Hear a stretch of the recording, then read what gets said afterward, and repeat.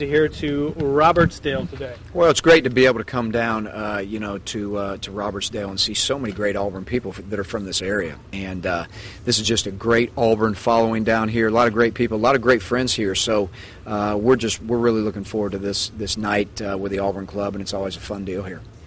How important is the ball in Mobile County as far as recruiting? Well, I think it's huge. I think that, over the years, if you go back and you track, Auburn's had so many great players from this area, and, this is it's a priority for us. The whole state of Alabama is in general, but certainly this area right now with so many great players that have come through here and come through Auburn in the past, obviously this is a priority for us now as well. Coach, can you talk a little bit about the prowl and the thinking behind it, now that it's over with, the impact that you believe it's had? Well, it was simply this. We wanted to make a statement that this state is very important to us and how we recruit it and what we do. And it was really that simple. And, we knew that it would get some attention. It probably got a little more attention than we probably originally had thought.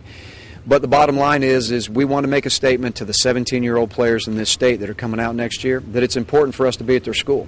And we want to make that statement to the high school coaches in the state of Alabama. And, again, we've been, saying all along that we're stressing the importance of recruiting this state. And so we want to start out and, just kind of start out with a bang. How do you think it worked?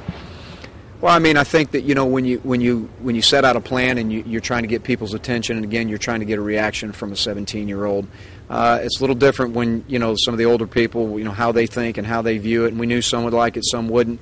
But I think at the end of the day right now, it certainly captured the attention of a lot of young players in this state. And so I think it served its purpose. What has this offseason been like for you? A lot of coaching changes, assistant coaching changes, and a lot of mudslinging going around between the SEC. How has it been for you? It's been great. I don't pay any attention to any of the mudslinging, and I don't get into that. I got my hands full at Auburn trying to get this program back on track. So I really and truly, all that peripheral stuff going on, that's for somebody else. That's not for me. But it's been great for me. We've been working hard and trying to, again, hit the road recruiting these last few weeks. Spring ball's already finished. So it's just kind of one thing into the next, and we just got our hands full, and time's running out. The season will be here before we know it. Go ahead.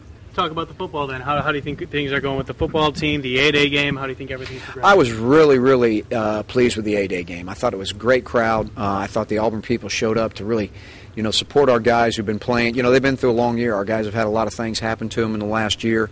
It really showed, I guess, the Auburn family and the Auburn spirit. It was a great turnout. I think the football part of it, there was some good, there was some bad, but spring practice pretty much unfolded like we thought it would. Again, at the end of the day right now, we've got a lot of work to do, but we still have, about 4 months to get that done. So we need every day we can get. I guess with not paying that much attention to the periphery stuff, you got any thoughts about Urban Meyer's comments about the prowl? I have no idea what Urban said. So again, I keep focused on what I do, and I don't worry about all that stuff. He mentioned something about the NCAA. I'll look into it, but I think like I said, I got a lot of fish to fry on my own plate. I don't worry about that stuff. Coach, when you came in, probably some mixed eyebrows. Some of the Auburn Nation, or they probably didn't think you were the best choice for the job. Do you think you've changed some minds, and are you being accepted by the Auburn Nation? I can't tell you. You have to ask them. Again, we just keep working, and again, all the peripheral opinions and things of that nature. I'm not really sure about, everybody's got an opinion, and they deservedly so have one. But the bottom line is we just keep working, and we know what the plan is, and we just got to stick to that plan. What's the plan then for the quarterback situation? I know a lot of Auburn fans thinking about that right now. Yeah, it's really going to be interesting. Right now we don't have a definitive starter, but we had some quarterbacks really do some good things in the spring.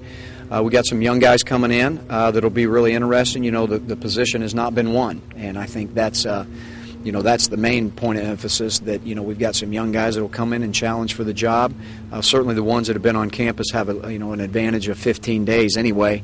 But the quarterback situation probably won't be solved till right before the season starts. I know you and Gus have probably talked about this. Do you want to have a definitive quarterback by the time the season starts, or is it just whatever happens? Well, obviously you'd love to have a quarterback before you actually start, but the bottom line is we're going to get into two-a-days. We're going to evaluate everything. We've got a month before we ever play a football game.